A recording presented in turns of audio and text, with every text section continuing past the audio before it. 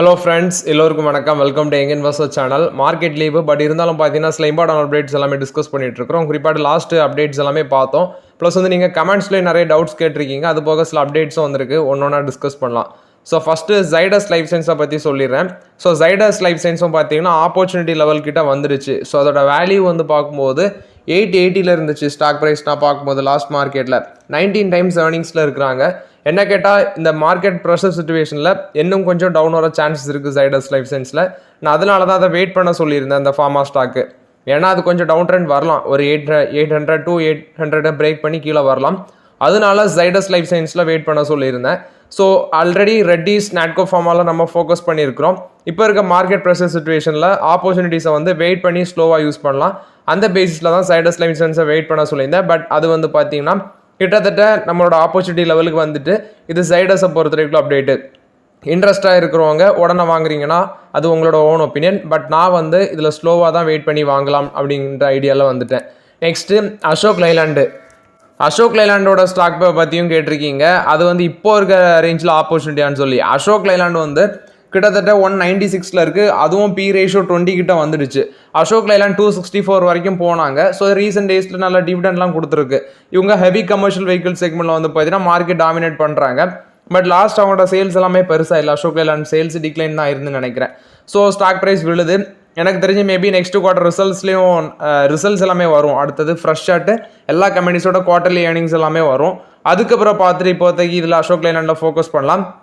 ஏன்னா வேல்யூஷன் கொஞ்சம் ஜாஸ்தியாக தான் இருக்குது. 20ங்கிறது ஆட்டோ செக்டார் கம்பெனிஸுக்கு கொஞ்சம் ஜாஸ்தியாக தான் இருக்குது. அதனால் அசோக் லைலாண்டில் வெயிட் பண்ணுங்கள்.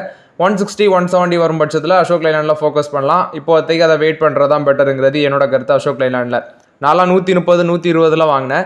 260 ரூபா போயிட்டு மறுபடியும் எந்த ட்ரெண்ட் வந்த பிறகு நான் ஹோல்ட் தான் பண்ணிட்டு இருக்கிறேன் அசோக் லைலாண்டில். நெக்ஸ்ட் ஒருத்தர் ஒரு கமெண்ட்டை பார்த்தேன். ஸோ ரொம்பவே வருத்தமாக தான் இருக்குது. அவர் என்ன சொல்லியிருக்கிறாருன்னா, பிரதர் நான் லோன் வாங்கி இன்வெஸ்ட்மெண்ட் பண்ணி ஹெவி லாஸு, என்ன பண்ண போகிறேனே தெரில. அவர் ஃபியூச்சர்ஸ் அண்ட் ஆப்ஷன் ட்ரேடிங்கில் ஈடுபட்டிருக்காருன்னு நினைக்கிறேன். கடனை எப்படி கட்டுறதுனே தெரில. Over EMI. ஆக்சுவலி அவர் எவ்வளோ வாங்கினாருன்னு நமக்கு தெரியாது. பட் அவர் லோன் எடுத்து இன்வெஸ்ட்மெண்ட் பண்ணியிருந்தாலும் அதை டேரெக்டாக இந்த டெலிவரியில் ஸ்டாக்ஸில் லாங் டேர்ம் இன்வெஸ்ட்மெண்ட் மாதிரி போட்டிருந்தா கூட ஓரளவு 1% லாஸ்னால் கூட அதை டைல்யூட் பண்ணி இதை லோனை நம்ம ஃபினிஷ் பண்ணலாம். பட் இவர் எஃப்என்ஓ லாஸுங்கிறது எனக்கு தெரிஞ்சு டோட்டலாட்டு போச்சுன்னு நினைக்கிறேன். எப்படின்னு தெரியல. அதாவது ஃபுல்லாக ஒரு ஃபுல் அமௌண்ட்டை எஃப்என்ஓவில் போட்டாரா அல்லது ஸ்டாக்ஸில் எதுவும் பாதி போட்டு வச்சுருக்காரா என்ன எதுன்னு தெரியல. ஸோ அவரோட நிலைமை பார்த்தா பரிதாபமாக தான் இருக்குது. பட் அவர்கிட்ட நம்ம நிறைய வாட்டி சொல்லியிருக்கிறது, இந்த மாதிரி வேலைகளை பண்ணாதீங்கன்னு. ஆனால் சொல்லி சரி பண்ணிங்க, ஓகே. அதை டைரெக்டாக ஸ்டாக்ஸில் நீங்கள் போட்டிருந்தா கூட இப்போ ஏதாவது பண்ணிக்கலாம். அதை விற்றாது இதை ஃபினிஷ் பண்ணலாம் லோனை. பட் நீங்கள் எஃப்என்ஓவில் போய் யாராவது பண்ணுவாங்களா? இப்படிவே பண்ணியிருக்கிறீங்க. ஸோ ஓகே, ஏதாவது பண்ணி அதை ஃபினிஷ் பண்ண பாருங்கள். நெக்ஸ்ட் இந்த ஐடிசி ஹோட்டல்ஸு, அதை நான் முடிஞ்ச அளவு எக்ஸ்பிளைன் பண்ணிட்டேன். எகெயின் அண்ட் எகெயின் நீங்கள் கொஸ்டின் கேட்டுட்ருக்கீங்க. ஒருத்தர் 71% அந்த ஸ்ப்ளிட்டுக்கு அப்புறம் எனக்கு ஐடிசி ஹோட்டல்ஸோட போர்ட்ஃபோலியோவில் நெகட்டிவ்னி காட்டுது அப்படின்னு சொல்கிறாரு. இது என்னோட சைட்லேருந்து ஏதாவது ஃபால்ட்டா அப்படின்னு கேட்குறாரு. ஒரு ஃபால்ட்டும் கிடையாது.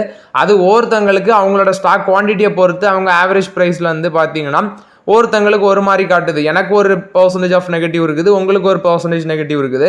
ஸோ உங்கள் சைட்லேருந்து எந்த நெகட்டிவுமே இல்லை, உங்கள் சைட்லேருந்து எந்த மிஸ்டேக்கும் இல்லை. நீங்கள் வருத்தப்படுறதுக்கு ஒன்றுமே இல்லை. விப்ரோ கொடுத்த அப்டேட்டு, விப்ரோ அவங்களோட பிஸ்னஸை ரீஸ்ட்ரக்சர் பண்ண போகிறாங்க. ஸோ எதில் அப்படின்னு பார்க்கும்போது AI, artificial intelligence, next cloud, அடுத்து டிஜிட்டல், இதில் எல்லாமே நாங்கள் ஃபோக்கஸ் பண்ண இருக்கிறோம்னு சொல்கிறாங்க. இது April 1 artificial intelligence, cloud, digital இந்த பிஸ்னஸ் எல்லாமே நாங்கள் ஸ்ட்ரென்தன் பண்ண போகிறோம்னு அப்டேட் கொடுக்குறாங்க. ஓவர்லாட் இது பார்த்தீங்கன்னா கிளைண்ட்டோட நீடு அதிகமாக இருக்கிறதுனால இதை நாங்கள் பண்ணுறோன்னு சொல்கிறாங்க. விப்ரோ கொடுத்த அப்டேட்டு. ஸோ விப்ரோ கிட்டத்தட்ட பார்த்தீங்கன்னா ஒரு ஆப்பர்ச்சுனிட்டி லெவல் கிட்ட வந்திருக்குது. என்ன கேட்டால் ஸ்டாக் ப்ரைஸ் இன்னும் கொஞ்சம் டவுன் போகலாம் மார்க்கெட் ப்ரெஷர் சிச்சுவேஷனில். ஆப்பர்ச்சுனிட்டி வரும்போது நான் அப்டேட் பண்ணுறேன் விப்ரோவில். நெக்ஸ்ட் பார்த்தீங்கன்னா ஒரு மாஸ்டர் மைண்ட் பர்சன். இந்த கதையை க்ளீனாக கேளுங்க, ரொம்பவே இன்ட்ரெஸ்டிங்காக இருக்கும். ஸோ ஒரு ஹெச்ஆர் மேனேஜர். இவர் பார்த்தீங்கன்னா ஷாங்காயை பேஸ் பண்ணவர். இது நார்த் சைனா மார்னிங் கான்டாக்ட்ஸில் வந்திருக்குது. சவுத் சைனா மார்னிங் போஸ்ட்டில் வந்திருக்குது. என்ன அப்படின்னு பார்க்கும்போது இந்த ஹெச்ஆர் மேனேஜர் ஒரு 22 ஃபேக் எம்ப்ளாயியை கிரியேட் பண்ணி, அதாவது 22 ஃபேக் எம்ப்ளாயை கிரியேட் பண்ணி அது மூலமாட்டு ஃபேக் அட்டண்டன்ஸ் லாகை டெய்லி லாகின் பண்ண மாதிரி செட் பண்ணி அது மூலமாட்டு அவங்களுக்கு சேலரி கிரெடிட் ஆகிற மாதிரி டோட்டலாட்டு ஒரு 18 crores பார்த்தீங்கன்னா இது மூலமாட்டு அவர் பயனடைஞ்சிருக்காரு. அதாவது 22 எம்ப்ளாயிஸை ஃபேக் ஐடென்டிட்டி கிரியேட் பண்ணி அவங்க டெய்லியும் லாகின் பண்ணுற மாதிரி ஃப்ளாலஸ் அட்டண்டன்ஸ் கிரியேட் பண்ணி 22 எம்ப்ளாயிஸு டோட்டலாக அவங்களுக்கு சேலரி வர மாதிரி 18 கோடியை ஸ்டீல் பண்ணியிருக்கிறாரு. இவர் யாருன்னு பார்க்கும்போது ஷாங்காயை பேஸ் பண்ண ஒரு தான் அப்படின்னு சொல்கிறாங்க. ஸோ ரொம்பவே மாஸ்டர் மைண்டுன்னு நினைக்கிறேன். அவரோட நேம் வந்து யாங்கா அப்படி தான் ஏதோ மென்ஷன் பண்ணியிருக்கிறாங்க. 22 எம்ப்ளாயிஸை கிரியேட் பண்ணி அது மூலமாட்டு 18 கோடி அவர் பயனடைஞ்சிருக்காரு. இது வந்து 8 வருஷமாக நடந்திருக்கு. 1-2 வருஷம் இல்லை, 8 வருஷமாக நடந்திருக்குது. கிட்டத்தட்ட 16 மில்லியன் யுவான் அப்படின்னு சொல்கிறாங்க. ஓவர்லாட் இது வந்து பார்த்தீங்கன்னா ஒரு லேபர் சர்வீஸ் கம்பெனி, அங்கே தான் அந்த இன்சிடென்ட் நடந்திருக்குது. நெக்ஸ்ட் பார்த்தீங்கன்னா இந்த விஷயம் தெரிஞ்சதுக்கப்புறம் அதாவது ரியல் எம்ப்ளாயிஸ் எல்லாமே பேட்டில் பண்ணுறாங்க. அன்பெய்ட் வேஜஸ்னால வந்து அவங்க பேட்டில் பண்ணியிருக்காங்க. அது போக வந்து 2022 வரைக்கும் இதை கண்டே பிடிக்கலையா, அதுக்கப்புறம் தான் இதை கண்டே பிடிச்சிருக்காங்க.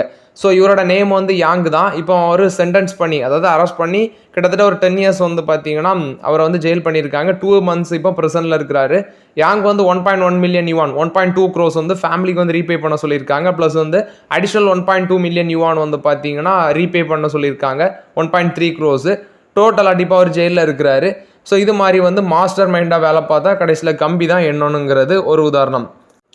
நெக்ஸ்ட் பார்த்தீங்கன்னா ஒருத்தர் கமெண்ட் பண்ணியிருக்காரு, I feel when Amararaja price go below 612 அப்போ தான் அது ஆப்பர்ச்சுனிட்டி ஜோனு.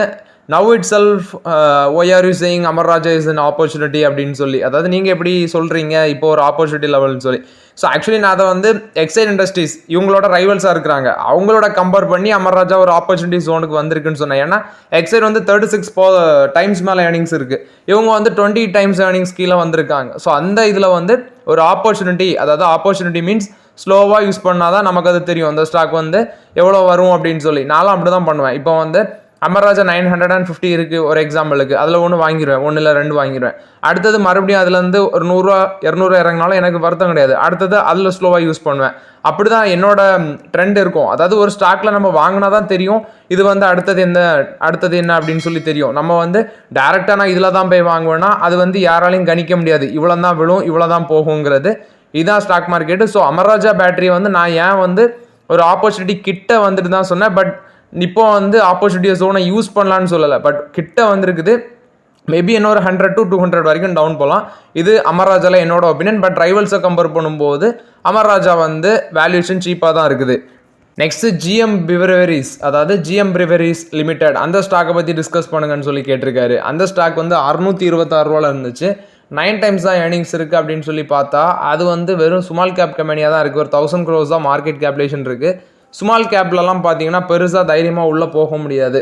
பட் இதில் வந்து ஃபண்டமெண்டல்ஸ் உள்ள போய் ஏர்னிங்ஸ் அந்த ரிசல்ட்ஸ் லாஸ்ட்டு 5 வருஷத்தில் உள்ளவங்கள ஏர்னிங்ஸு சேல்ஸு அது எல்லாமே பார்த்தா தான் நமக்கு கிளியர் கட்டாட்டு புரியும். அதுவும் ஸ்மால் கேப் கம்பெனிலலாம் இருக்கிறதுனால இதுவும் நான் வந்து பார்க்கும்போது லாஸ்ட்டு 6 months மட்டும் 36% மேலே இந்த ஸ்டாக் வந்து கிராஷ் ஆகிருக்கு. 1042 ரூபா கிட்ட இவங்களோட 50 வீக் லோவாக இருக்குது. அதுலேருந்து பார்த்தீங்கன்னா இப்போ வரைக்கும் ஒரு 45% வரைக்கும் இந்த ஸ்டாக் கிராக் ஆகிருக்கு. அதனால் இப்போதைக்கெலாம் இதெல்லாம் அவாய்ட் பண்ணுறது தான் பெட்டர்னு நான் ஃபீல் பண்ணுறேன், வேல்யூஷன் சீப்பாக இருந்தாலும். ஜெயபிரகாஷ் பவர் இண்டஸ்ட்ரீஸ் லிமிடெட், இதை பற்றி சொல்லுங்கன்னு சொல்லி. ப்ரோ இதை பற்றி எத்தனை வாட்டி சொல்லியாச்சு. இதெல்லாம் நான் வந்து முன்னாடியே வாங்கிட்டு ஒரு ஆப்பர்ச்சுனிட்டிக்கு அப்புறம் வந்து பார்த்தீங்கன்னா அதெல்லாம் டைல்யூட் பண்ணிட்டேன். ஏன்னாட்டா இப்போ இந்த செக்மெண்ட்டில் ஸ்மால் கேப்பில் பவர் செக்டரில் இருக்கிறது ரத்தன் இந்தியா பவர் மட்டும் தான் என்கிட்ட இருக்குது. அது போக பெரிய கம்பெனிஸ் தான் NTPC, டாடா பவர், இப்படிப்பட்ட கம்பெனிஸ் தான் என்கிட்ட இருக்குது. ஸ்மால் கேப்பில் ரத்தன் இந்தியா பவர் மட்டும் தான் நான் வச்சுருக்கிறேன். நெக்ஸ்ட்டு இந்த HE இன்ஃப்ரா ஸ்டாக்கு, அதை பற்றியும் பேச சொல்லியிருக்கீங்க. ஸோ அந்த ஸ்டாக் என்கிட்ட கிடையாது. பட் அது என்ன ட்ரெண்டில் இருக்குன்னு மட்டும் நான் சொல்கிறேன். 1002 ரூபாவில் இருக்குது. இதுவும் பார்த்தீங்கன்னா பெரிய கம்பெனி கிடையாது, 6000 கோடி மார்க்கெட் கேப்லேஷன் இருக்கிற கம்பெனி. இவங்க வந்து இந்த RVNL அந்த கம்பெனி மாதிரி இன்ஃப்ராஸ்ட்ரக்சர் இன்ஜினியரிங் செக்மெண்ட்டில் இருக்கிற கம்பெனி, ரோடு நெக்ஸ்ட் வந்து இன்ஃப்ராஸ்ட்ரக்சரை பேஸ் பண்ணியிருக்கிற கம்பெனி, கன்ஸ்ட்ரக்ஷனை பேஸ் பண்ணியிருக்கிற கம்பெனி. இவங்களோட ஷேர் ப்ரைஸ் 1002 ரூபாவில் இருக்குது. இதோட பீக் லெவல்னு பார்க்கும்போது 1879 ரூபா வரைக்கும் போயிருக்காங்க. அதுலேருந்து விழுந்திருக்கு அப்படின்னு சொல்லி நீங்கள் பார்த்தீங்கன்னா கிட்டத்தட்ட எனக்கு தெரிஞ்சு 45% மேலே அந்த ஸ்டாக் வந்து கிராஷ் ஆகிருக்குது. அது மட்டும் இல்லாமல் புக் வேல்யூ 413 ரூபாவில் இருக்குது. புக் வேல்யூவோட 2.15 டைம்ஸ் கிட்ட ட்ரேட் ஆகுது ஸ்டாக் ப்ரைஸு. 11 டைம்ஸ் தான் P ரேஷியோ இருக்குது. பட் இந்த ஸ்டாக்கோட டெப்ட் டு ஈக்விட்டி ரேஷியோ 0.614 அந்த ரேஞ்சில் இருக்குது. லாஸ்ட் 5 இயர் இவங்களோட CAGR ப்ராஃபிட் க்ரோத் பார்க்கும்போது 32.8% ஒரு நல்ல க்ரோத் தான் காமிச்சிருக்கு. லாஸ்ட் 5 இயர்ஸ் CAGR க்ரோத் எடுத்து பார்க்கும்போது. அதே மாதிரி return on equity last 3 years எடுத்து பார்க்கும்போது ஆவரேஜாக 27.4 இருக்குன்னு சொல்கிறாங்க. என்ன கேட்டால் இதெல்லாமே ஓகே, பட் ஸ்டாக் ப்ரைஸ் வந்து ரீசெண்ட் டேஸில் கிராஷ் ஆகிருக்கு. டெப்ட் டு ஈக்விட்டி ரேஷியோ 0.614 இருக்குது. 0.614 இருக்குது டெப்ட் டு ஈக்விட்டி ரேஷியோ. பட் அவங்களோட குவார்ட்டர்லி ரிசல்ட்ஸ் எல்லாமே ஆக்சுவலி ஆவரேஜ் ஆட்டு 5 இயர்ஸ் பார்க்கும்போது ப்ராஃபிட் 32.8% CAGR growth இருக்குது. இதுதான் அந்த ஸ்டாக்கோட ட்ரெண்டு. மாதிரி நீங்கள் வந்து அனாலிசிஸ் பண்ணோன்னா நீங்கள் ஒரு ஓன் அனாலிசிஸ் பண்ணிக்கோங்க. பட் ஸ்டாக் ப்ரைஸ் ரீசெண்ட் டேஸில் கிராஷ் ஆகிருக்குது. அது என்ன ரீசன் எனக்கு தெரியல.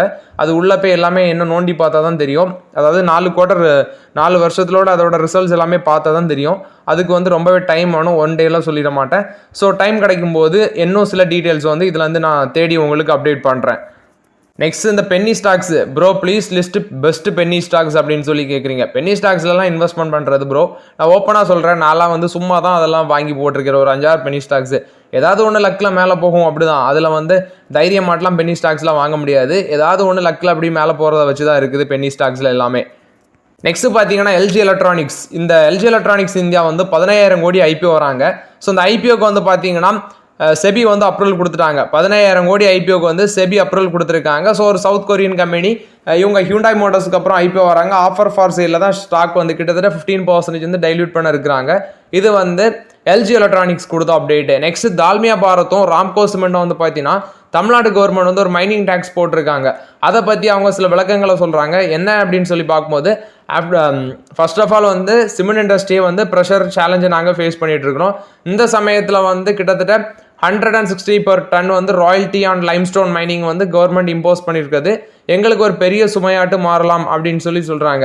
அது மட்டும் இல்லாமல் ஆல்ரெடி பார்த்தீங்கன்னா தமிழ்நாட்டில் வந்து ரீசெண்ட் டேஸில் வந்து கான்ட்ராக்டர்ஸ் எல்லாமே போராட்டம் பண்ணுறாங்க. சிமெண்ட், ஜல்லி, அடுத்து வந்து ஸ்டோன்ஸு, இதோட ரேட்ஸ் எல்லாமே ஹையாக இருக்குது, வீடு கட்ட முடியல அப்படின்னு சொல்லி நிறைய இஷ்யூஸ் வந்து சொல்கிறாங்க. ஸோ இந்த சுச்சுவேஷனில் வந்து இவங்க கவர்மெண்ட் வந்து மைனிங் டேக்ஸ் வந்து அதிகரிச்சாங்கன்னா இது வந்து ஒருவேளை இவங்க இதை டேக்ஸை பேஸ் பண்ணி இவங்களும் வந்து சிமெண்ட்டோட ப்ரைஸ் இன்க்ரீஸ் பண்ணுவாங்க. கடைசியில் எங்கே போய் முடியும்னா கன்சியூமர் தலையில் தான் போய் முடியும். இது வந்து தால்மியா பாரத்தும் ராம்கோ சிமெண்ட்ஸும் வந்து அப்டேட்டாக சொல்லியிருக்கிறாங்க. ஸோ கிளிங்கர் கெப்பாசிட்டி தமிழ்நாட்டில் தால்மியாவுக்கு 20 to 25% இருக்குது, ராம்கோவுக்கு வந்து 50% இருக்குன்னு சொல்கிறாங்க. இது சிமெண்ட் கம்பெனிஸை பொறுத்த வரைக்கும் அப்டேட்டு. நெக்ஸ்ட் அஜய் சிங், அதாவது ஸ்பைஸ் ஜெட்டோட ப்ரொமோட்டர், இவர் ஒரு 52 கோடிக்கு 1% ஸ்டேக் வந்து டைல்யூட் பண்ணியிருக்கிறாரு அப்படின்னு சொல்லி சொல்கிறாங்க. கிட்டத்தட்ட 1% ஸ்டேக்கு 52 கோடி மார்க்கெட் டிரான்சாக்ஷன் நடந்திருக்குது. இது ஸ்பைஸ் ஜெட்டோட அஜய் சிங் கொடுத்த அப்டேட்டு. ஆர்இசி லிமிடெட் கொடுத்த அப்டேட், இவங்க நியூக்ளியர் பவர் ப்ராஜெக்ட்ஸுக்கு 2030 50,000 கோடி வரைக்கும் நாங்கள் ஃபைனான்ஸ் பண்ணோம் அப்படின்னு சொல்லி ஆர்இசி லிமிடெட் சொல்கிறாங்க. இது வந்து நியூக்ளியர் பவர் ப்ராஜெக்ட்ஸ் மட்டும். டாடா சன்ஸ் கொடுத்த அப்டேட்டு, ஆக்சுவலி டாடா ப்ராஜெக்ட்ஸ் வந்து பார்த்தீங்கன்னா 2,500 கோடி ரைஸ் பண்ணுறாங்க, ஷேர் ஹோல்டர்ஸ்ட்டு ரைஸ் பண்ணுறாங்க, அதாவது ரைட்ஸ் இஷ்யூ மூலமாக ரைஸ் பண்ணுறாங்கன்னு நினைக்கிறேன். ஸோ இதில் டாடா சன்ஸ் வந்து ஒரு 1,432 கோடி இந்த ரைட்ஸ் இஷ்யூவில் வந்து நாங்கள் இன்வெஸ்ட்மெண்ட் பண்ண இருக்கிறோம்னு சொல்லி சொல்கிறாங்க. இது டாடா சன்ஸ் கொடுத்த அப்டேட்டு. இந்தியாவோட ஃபாரெக்ஸ் ரிசர்வ் வந்து $653.97 பில்லியன் இருக்குன்னு சொல்லி சொல்கிறாங்க. இது வந்து கிட்டத்தட்ட $15.26 பில்லியன் வந்து இன்க்ரீஸ் ஆயிருக்கு அப்படின்னு சொல்லி சொல்கிறாங்க. அஸ் ஆஃப் March 7 வரைக்கும் இந்த அப்டேட் சொல்கிறாங்க. இது இந்தியாவோட ஃபாரெக்ஸ் ரிசர்வ்ஸை பொறுத்த வரைக்கும் update. So okay friends, actually இந்த வீடியோவில் சில இம்பார்ட்டன்ட் அப்டேட்ஸ் எல்லாமே டிஸ்கஸ் பண்ணோம். அந்த வீடியோ உங்களுக்கு பயனுள்ளதாக இருக்குன்னு நினைக்கிறேன். பயனுள்ளதாக இருந்துச்சுன்னா லைக் பண்ணுங்கள், சப்ஸ்கிரைப் பண்ணுங்கள், கமெண்ட் பண்ணுங்கள். Okay friends, thank you.